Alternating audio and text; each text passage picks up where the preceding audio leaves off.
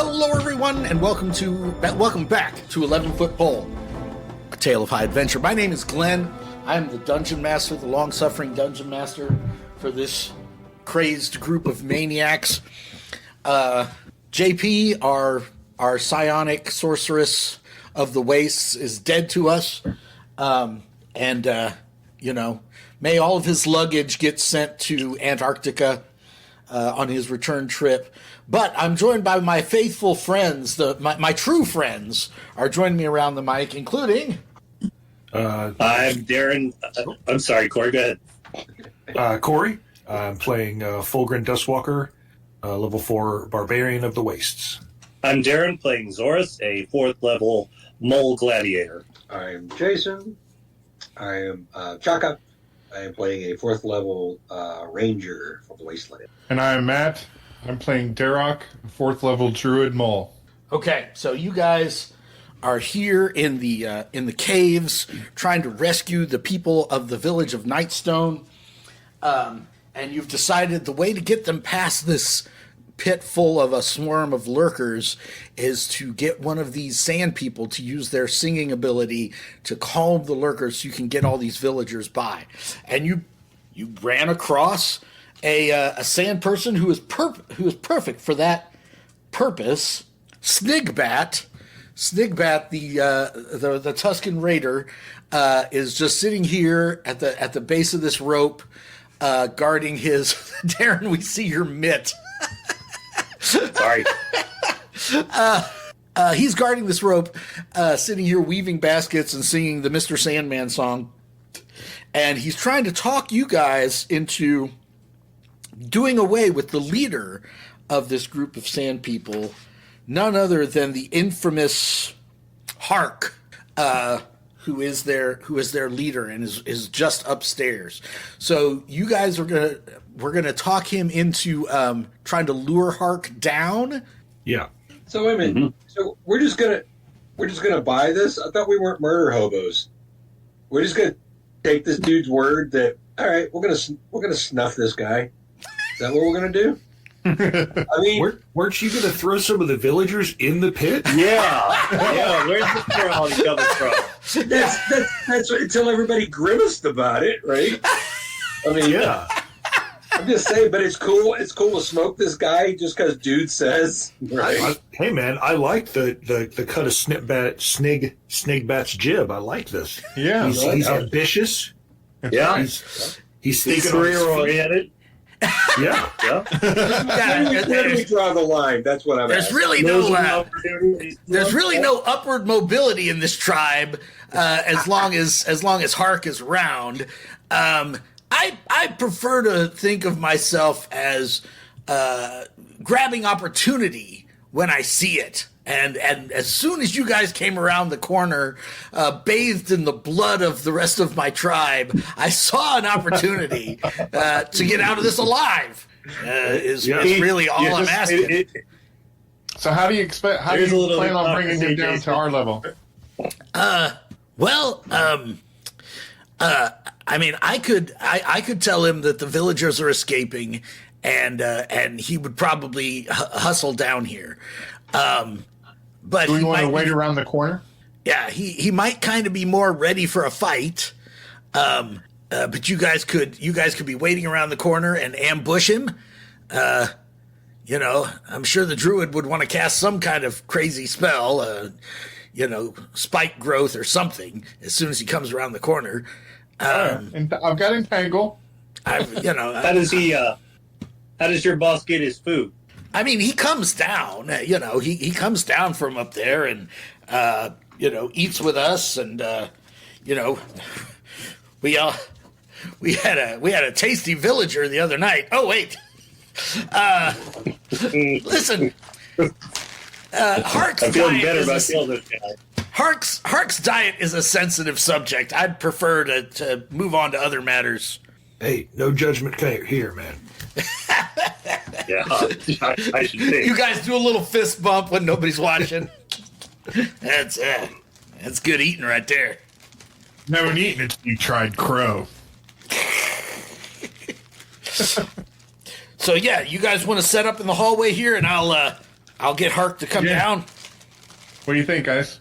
I could get him with entangle as soon as they come into view.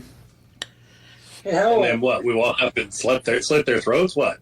Yeah, just start hacking. How seasoned a warrior is Harkin? Do we know? Hark is. Is he like a 7th level badass, or what is he? Hark is an oracle of the wastes.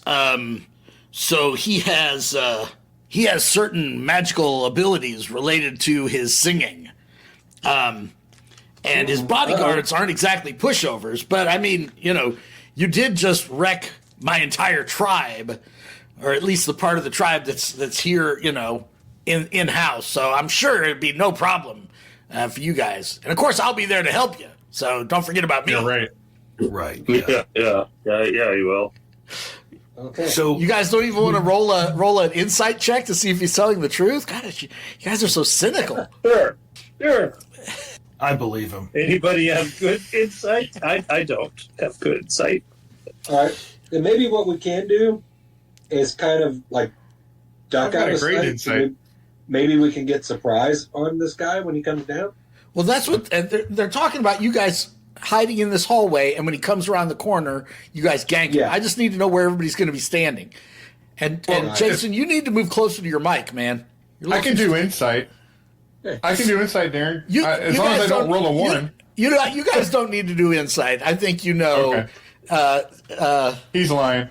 Snigbat's gonna go whichever way the wind is blowing. Yeah, That's right. Right. it's respectable. Yeah, we're going to be positioned in the hallway so that he runs like that. He has to run past us basically, and we're going to gank him on the way by. Okay, so do you two, the druid and the ranger, you guys want to be further back, and the gladiator and the barbarian be up front? Is that kind of? Can I cast entangle without getting our own guys in there? What's the range and area of effect of entangle? I think it's like 20 Range feet. is 90 feet, 20 foot square. Yeah. A 20-foot square? Did you say a 20-foot Yes. square? 20 foot square. Okay, so each of these is 10 feet.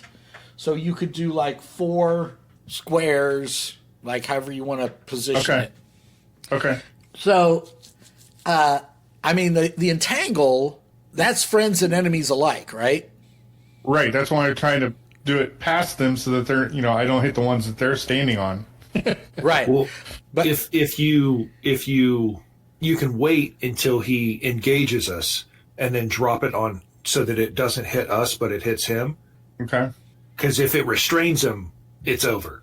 He's dead. Yeah, I mean, because then we can hack the hell out of him. Yeah.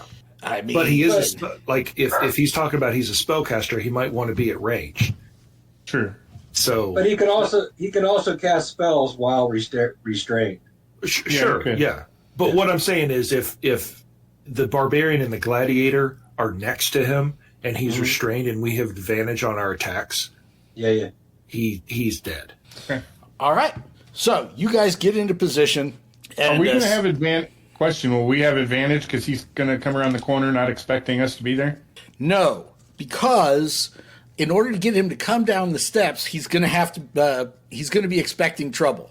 That's what Snigbat is saying. It's like if you guys wanted to try to sneak up there, he might be taking a nap. He might be washing his armpits. If he yells, "Hey, hearken to my trouble! The villagers are escaping." Then he's going to come down ready for trouble. What if he tells him that he hinted that some of his clansmen are outside the cave? What if he told them they were back and they had treasure? I mean, I could try that too. Maybe he'd be a little less on his guard. I like the way you think. I like the cut of your jib. How about his wife Tammy has returned? No, if he's up there with his bodyguards. Yeah, he might boy! Put it in place. I don't know. I don't know if we want to. Yeah, I don't know if we want to breakfast in mention bed. Tammy. I mean, this plan is spiraling out of control. All right. Yeah. I don't care. Let's tell him the other raiders are back and they've brought something they want to give him. They got treasure they want to show him. All right. Here's the deal. I'm gonna have to make a deception check. If I make the deception check, you guys will have a better chance of ambushing him. If I fail the deception check, he's going to be suspicious, and it's just going to be a straight-up fight. How's that sound? Okay. Sounds good. Oh, man. Sounds fair. Better than not doing the roll at all. Oh, look at that. A natural 1. Wow. Yeah. That's weird. Hey, old buddy, what does a natural 1 sound like? Hey, Hark, why don't you come on down the rope completely unprepared for trouble? Because although there's not a problem, the raiding party has returned with treasure, good treasure you're going to want to see. Why don't you leave your bodyguards up there and come on down? It's like the land shark sketch from Saturday Night Live. Yeah, absolutely. Right? It's like Han Solo. It's like Han Solo. Big leak. Very dangerous. How are you? How are you? Situation normal. Yeah. The skin bat, whatever his name is, yells up, situation normal, though. Everything's fine if you want to come on down. And then he turns and he looks back at you guys like... You're breaking up a lot, Glenn. I'm breaking up? At least for me. Am I breaking up for anybody else? Mm-hmm. I think it's just when you get excited. Yeah. It's like your mic is... That's what she said. Noise canceling you. Interesting. He looks back up the hallway and gives you guys the double thumbs up after that excellent speech. And Fulgrim turns around and says, "That was pretty good."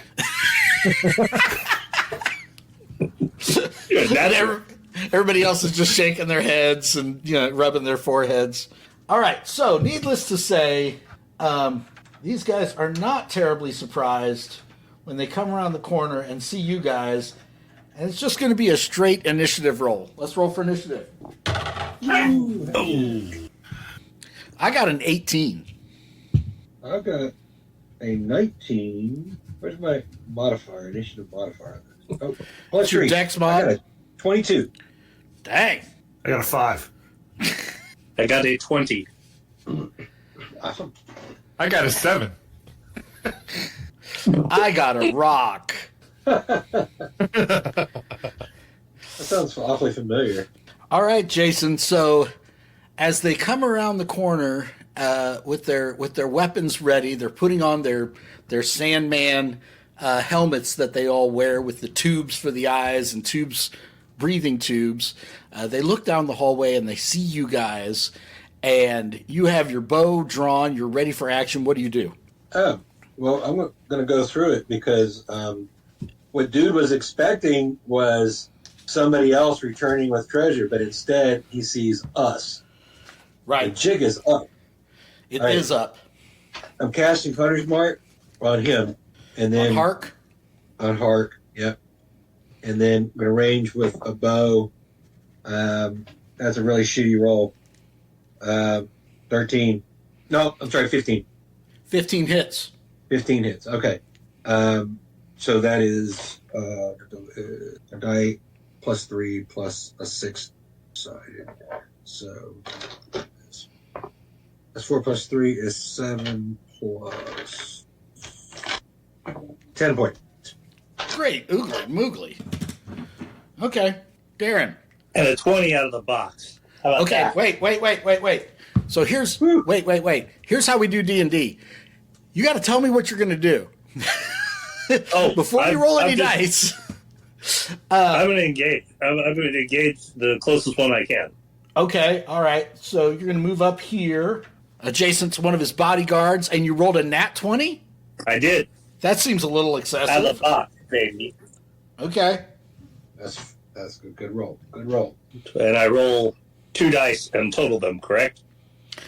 Yes, and then add your modifier. Yes. And I add my modifier only once, or I add it for each die? Just once. Just once. Okay. So I got 7 and 9 is 16, plus 6 is 22. All right. Anything else? Is that all? Oh, these are humanoids, aren't they? They are completely humanoid. Yeah, he takes 2 more points of damage because I didn't add my favorite enemy on him, which is a +2. Can I try? And they have a one of those Sandman sticks. What do you call them? Gaffy sticks. Can I try to do my trick die to attempt to disarm them? Woo. You certainly can. Add the trick die to the attack damage roll, and the target must make a strength saving throw. On a fail save, it drops an item of your choice it was holding. Wow. Okay, so you're going to roll a d8 and add it to 22. I like how that sounds. Wow. 7. Oh, okay. So nice even 29 DC. I have a -1 strength modifier. So I like where this is. So you hit this thing with your gouge, your shovel of the wastes. You tear nearly through her abdomen. There's blood and viscera flying everywhere. And then to add insult to that grievous injury, you bring it back out of her guts and knock her gaffy stick out of her hand and across the room and leer at her viciously. Right? And it's our turn. All right. Okay. So first of all, Darren, the one that you're fighting performs a raucous yelp. That's different than the barbaric yelp. Obviously. Does a 12 hit your armor class? Nope. A thunderous wave issues from her mouth with the last of her breath and hits you in the face. It blows your hair back dramatically. Oh, you don't have any hair. It blows your cape back dramatically, but does not damage you. She's going to move around here so that he can move up here, so that she can move up here. Danny DeVito back here tries another deception check. What is this? What strangers have broken into our hideout? He rolls a 10, but he's still not very convincing. Yeah, they know too. I unleash crushing futility. Unfortunately, Darren is the only one who is going to experience the crushing futility. I grant each humanoid of my choice within 30 feet a momentary vision of your inevitable doom. Go ahead and roll. It doesn't say what the save is. DC 14 charisma saving throw. I know charisma isn't your dump stat, so you should have no problem with a DC 14 charisma saving throw. So you roll a D20 and add your charisma modifier. I rolled a 13. I have a +1 charisma modifier. You have a +1 charisma modifier. You the gladiator. You the gladiator. Well, I am an entertainer. I am. Oh, that's right. That's right. Yeah, some of your stuff is based. Okay. All right. I didn't write this stat sheet. Yeah, that's true. Okay, you still take half damage. You take 8 points of psychic damage. I take 8, or I take half of 8. You take 8. You take half of 17. Okay. And you are frightened of me until the end of my next turn. Uh-oh. All right, then. And then she's just going to try to stab you. She being one of the others, because the one doesn't have a weapon. Right. There we go. Damn it. Sorry. 17 hits your armor class, though, doesn't it? Yes, it does. 2d8 plus... Oh, come on. You take 7 whole hit points of slashing damage. And that ends my turn. All right. Matt, here's your chance. You're finally in the fight. But now Darren's in the entangle zone, isn't he? Oh, yeah. Damn it. So kill them. So kill them all. Yeah, right. You're in the damage zone of everything I've got. I mean, he'll understand. What, if I entangle him? If you entangle or restrain him, What? That's better than a fireball, I will admit.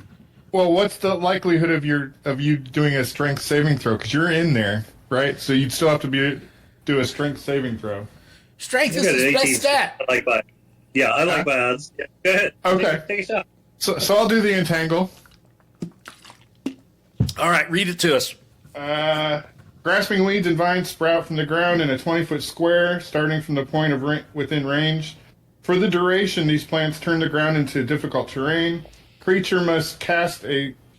creature in the area must do a strength saving throw or be restrained and entangled by the plants.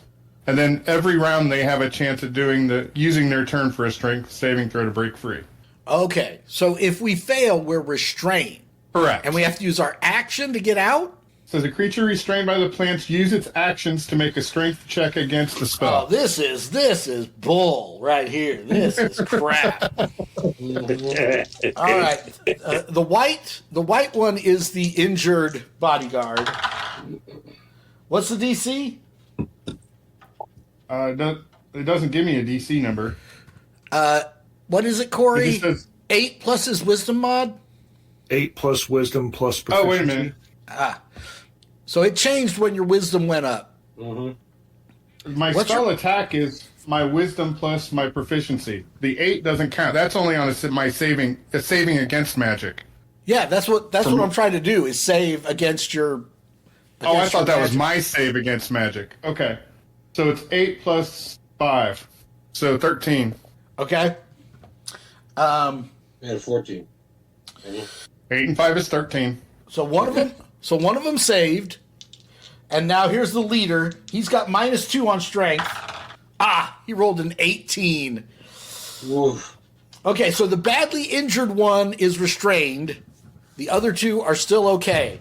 Do you want to move or anything, Matt? Not right now. Jason, it's back to you.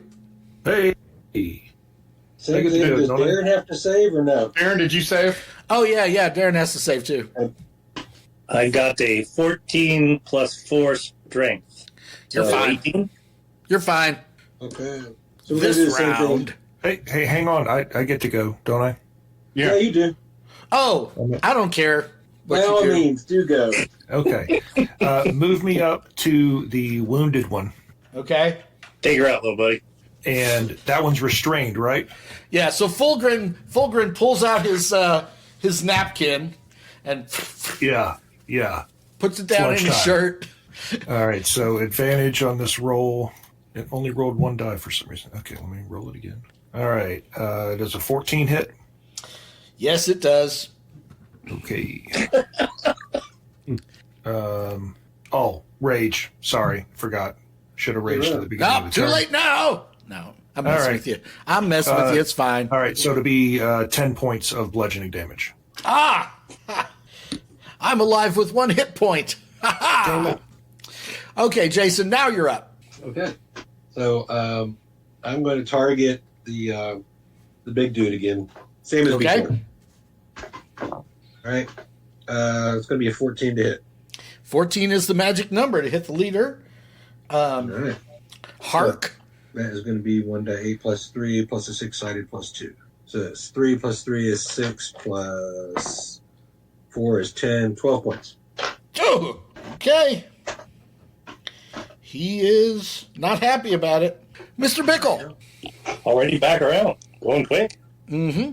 All right. What do you guys think? Should I finish the first unarmed wounded bodyguard or go for the big guy? I would just go ahead and finish off one. That way they can't attack you. Okay. I guess she can't attack you anyway, I guess. She doesn't have her bane. She's entangled, right? Yeah, she's Right. entangled, so you're fine. Go after the big guy. Yeah. Can I reach Glenn, the leader of the pack there? You're toe to toe with him. He's right up in your Okay. grill. Roll the 19 Ah, and a 7 plus 6, 13. good. He is bloodied, badly hurt. But it's my turn. And can I try? Let's see. It's called a finishing move. So when I make a melee weapon attack against a creature, nope, never mind. Never mind. What does it say? Never mind. Never mind. Okay. Okay, but the girl, the first one I hit she's close, right? Even if she's entangled? Everybody's right up close to you, yeah. So when I hit that creature, can I hit the creature with a melee by sweeping attack? I hit it with the melee attack, then I spend 1 trick die to damage another creature with the same attack. Choose another creature within 5 feet of the original target and within your reach. If the original attack would have hit the second creature, it takes damage equal to the number you roll on your trick die. Okay. The damage is the same type dealt by the original one. All right, that finishes her off. She had 1 hit point left. Ta-da! Nice. All right, way to go. 2 for 1. Yeah. Way to go. You're wrecking house over here, man. This is unnecessary. All right. Now I get to go. All right. So he cries out in despair and rage and says, "Ah, you killed my favorite bodyguard." And this one is like, "Wait, say what?" And he's like, "Can we maybe talk about this later?" And then he utters doom on you. Ooh, that's not good. Yeah. So he already threatened you with the crushing futility of a dead end desk job. Now he's going to utter your doom. Damn it! Does a 15 hit you, Darren? Yes. You take 13 points of psychic damage and must succeed on a DC 14 charisma saving throw. 15. You have succeeded on my saving. You feel like the words of his death metal song almost drove you to such despair that you would have been unable to take any actions. You would have been incapacitated by the darkness of this death metal song. But you shake it off. That ends my turn. Oh wait, did she? Whoa! Oh, cave in. That's all it took for a cave-in. Did not one of our party have the frightened condition? Darren did. Yeah. He can save out of that, right? That's just again. That's just Whose the end of side my are turn. you on? That was just the I'm end going of my to turn. I'm going to So send everyone jerseys, and we're going to see which side we're on. that's right. That would have given him disadvantage on his attack against me. Yes. Thanks, Jason. Too little, I too rolled late. a 19. I rolled a 19, don't which mention mattered a lot. No, you would have had to roll a whole separate D20 and take the lower of the two. Mm-hmm. Okay, she unleashes a raucous yawp. Oh, there we go. An 18 on the die. I'm +4, so that's going to hit. You take 10 points of thunder damage as she's like, right in your face. Dudes, I'm pretty tough, but I've been taking a lot of damage. You're right up there in the front, man. You're right up. So anytime the rest of y'all want to, take out some guys, that'd be fine. Well, Matt, anytime you're you up. want to move back so I can attack with my magic. Sure. Hey, that would be an excellent time. I would like to move back now. Too late Matt. now, right? Matt, you're up. Well, none of my good damaging magic I can use because somebody's a little too close. So I'm going to go with my short bow, I guess, Okay. and try to hit the big guy. Now, did you get that stuff I sent you about the wild shapes that you can wild shape into? I did. I have not had time to look through them.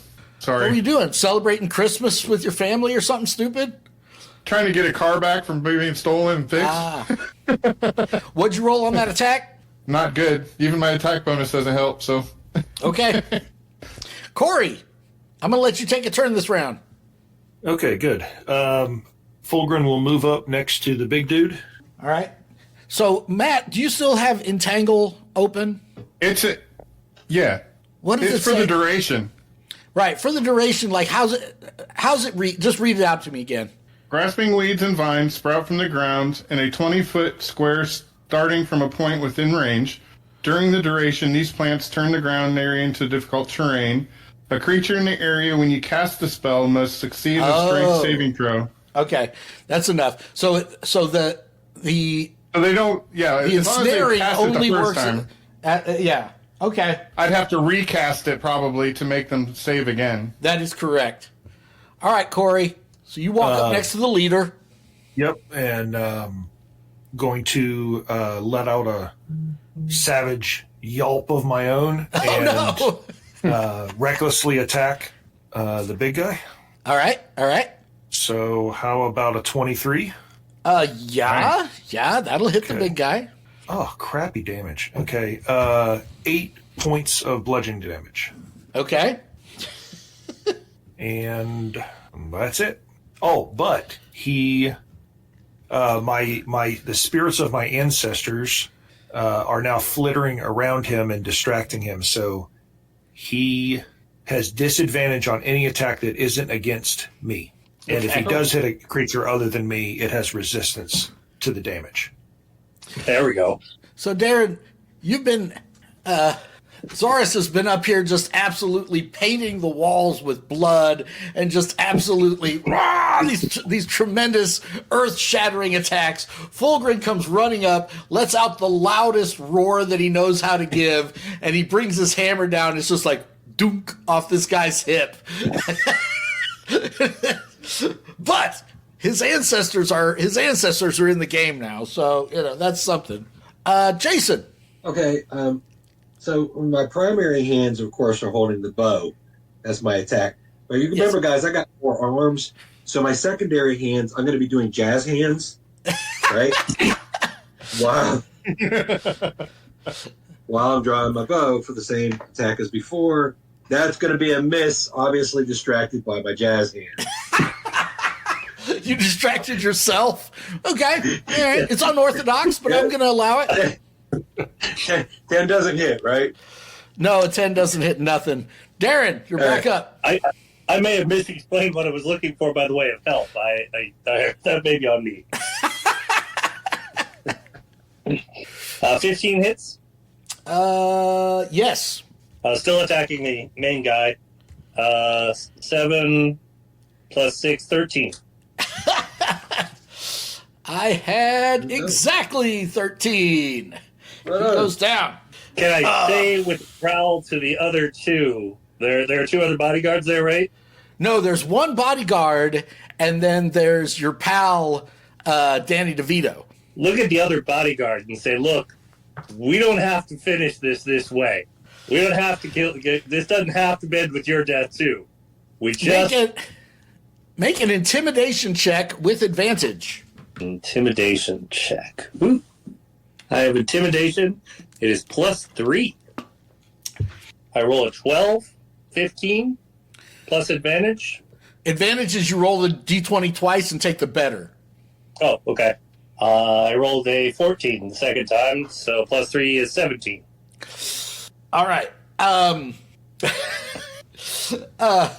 So you're like, look, this doesn't have to end with your death. And he already said that his other girlfriend was his favorite. So, I mean, do you really want to, And she's like,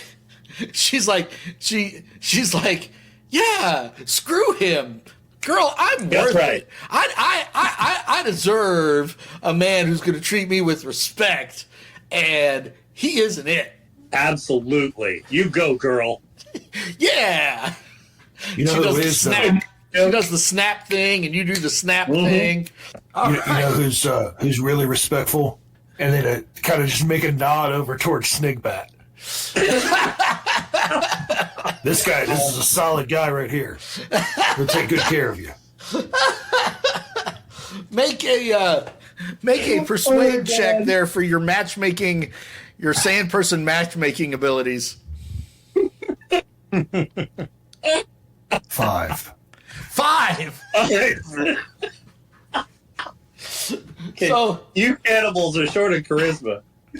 I'm gonna say this is Snigbat, right? Like here's a guy who'd take care of you. Here's, and he's like trying to act cool and trying to like lean against the cave wall, and he like slips and, So, like right at the moment that he needed to act cool, he blubbers all over himself. So Chaka would like to hop over to Smigmat now that the battle's over. Yeah. Yeah, he wants to hop over to Smigmat, right? And he wants to give him a right cross for a point of damage. And why is this? Well, here's the thing. See, Thrycreen value their pack. You know what I'm saying? And what he sees is that he just sold his dude out. Now, what he's going to do, because that's it. They value their clan. Right. Now, he's going to telepathically tell the barbarian, you could tell him any reason. You could tell him that what Thrycreen do is this is, a cultural thing, a victory slap. Okay. Mm-hmm. But because he totally disrespects the guy, right? Okay. That's what's my attack bonus going to be with a gift gum +6? It would be the same because you're using strength. That's a 15 to hit. All right. Okay. So you hit him, and he's kind of like. He's kind of like taken aback or whatever. He's still trying to figure out what's going on. Does Fulgrin say anything to him? Just walk away. Fulgrin looks over at the bodyguard and says, like, did you see how he just took that punch? This guy's quality. Wow. You're still shilling the guy. I'm still going. So this is Zuckluck, by the way, is the bodyguard who survived. Zuckluck. So Zuckluck is, of course, she's wearing a mask, so it's hard to act. But they showed you can do it in The Mandalorian, and you get the sense that under her mask, she's kind of like, is that what happened? She's a little confused, but she kind of gives Hark's corpse a kick on the way by, and you guys head back into the main room. And of course, they agree they're gonna let the village people go. In exchange for you guys, letting the two of them live and basically take over the Sand People tribe. They even agree they're not going to. Oh, I don't want to be a DM anymore. What happened? What's wrong? What's going on? Oh man, I had this whole. There's a whole thing that was supposed to happen with. I'm going to blame it on Christmas. The Christmas break has thrown me off, so I'm going to retcon something about this fight. Okay, you guys ready for this? We're going to act like I'm going to find a way to edit this in, so it's like nothing weird ever happened. So here's what actually happened, Darren.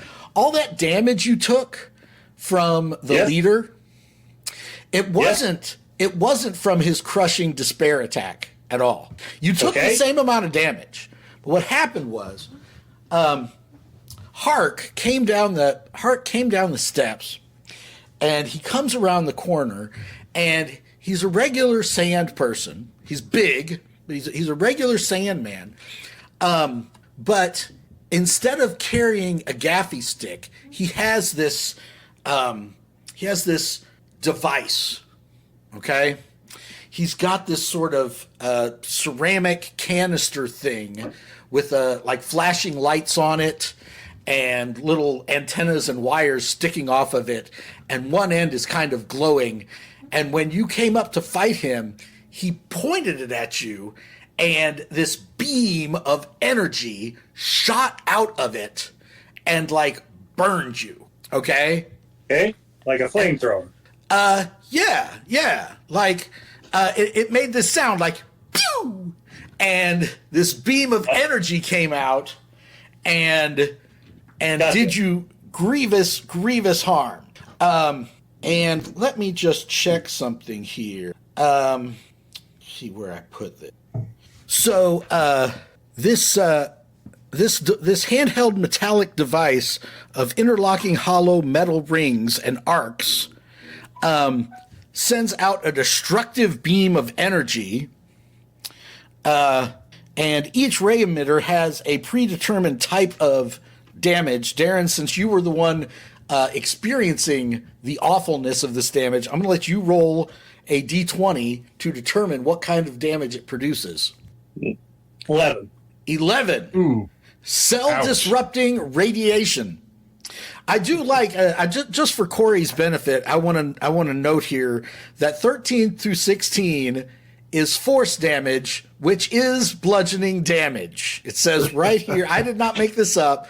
This is Monty Cook Games, but not this one. This one. So you look down at the injury you took from this guy, and it's like, it's not even like it burnt you. Like it melted some of the cells of your rib cage, and you're like, ow. Ow. But as Zuckluck and what's this guy's name? Danny DeVito's name? Rat? Nigbat. And Zigbat are walking by, you guys look down and you see this hoop device thing. It's kind of got a handle on one end, and everybody make a investigation check. Yeah. 6. 5. I'll see you're 6. 5. 3. I got Yeah. You got a 3? yeah. Would anybody like to spend their heroic inspiration to re-roll their investigation roll? Anybody have a particular good investigation bonus? Yeah, I mean, Good. Jason, let's have Jason do it. yeah, 8. anybody else? We're Where's our nearing the end of the psionicist session, gonna so, you know. I'll give it a shot. I got a 14. Okay. So all of you guys are oohing and eyeing over this gun. Are any of you guys going to pick it up? What do you guys think about this? Hell, at this point, I'll pick it up. What's it going to do? Mount my test? Is there a chance it could go off? You don't know. I mean, you've never seen anything like it before. This is some kind of weird artifact. Yeah. Snake back. They say covered in the blood of his allies. How does this work? Oh, the mighty pew pew gun. Well, only Nope. Try again. what's his name? Only Hark knew all the secrets of this device. I mean, that thing is how he became leader of the tribe. Everybody was afraid of him and his mighty pew pew gun. So what I've discovered, apparently you point the glowy end at the person you want to unalive. That's step one. Step one. Point the glowy end at the other man. Okay. Gotcha. Step two. You put your hand, and he points at the handle, and he says, "You see that red sort of button right there? That red sort of jewel? When it's lit up, that's when the weapon is ready to be discharged. And you press down on that jewel, and a beam of unalive energy shoots out and murders the person that you're pointing at." So our previous chieftain, Gurglok, found out the hard way which way the weapon needs to be pointing. Now universally known as Glugglok the Headless, could have told you in his last terrible, agonizing moments of life, could have told you the glowy end, the hoops need to point it at the other man. And also, your discerning eye, wherever he found that out in the wastes, he also found that device there that he's got hooked over his ear. And you look down, and I just I sent it in the chat here. he's got a little device sort of on his right ear. So this thing has like a little ear clasp like you would have for a Bluetooth earpiece or whatever. He's got this thing, and it's got this little glowing light on it. And it, too, appears to be made out of some kind of ceramic or something like that. It's hard to say exactly what material it is. Take it off his ear, and then fix it in the same way to my ear, see what I can see what happens. Roll an intelligence check. Roll a d20 and add your intelligence bonus. Can I roll a strength check? I did really well with 16. 15? 16. 16? Oh. So That's nothing. you tap on it. Once you have it on, you tap on it, and these kind of light rays are emitted out of the pointy end, and basically it seems to be scanning the room. Like as you look around the room, it seems to be like scanning the rocks and everything. And when you turn to your companions, like a holographic outline appears around them. But that's all it does. So it's some sort of scanner. That's all it does for now. What on earth? I'm assuming that... Oh, sorry. I was going to say, what on earth does this mysterious focus do? And will the party figure out how to use the dangerous pew-pew gun? Join us back in 2 weeks for another episode of 11 Foot Pole.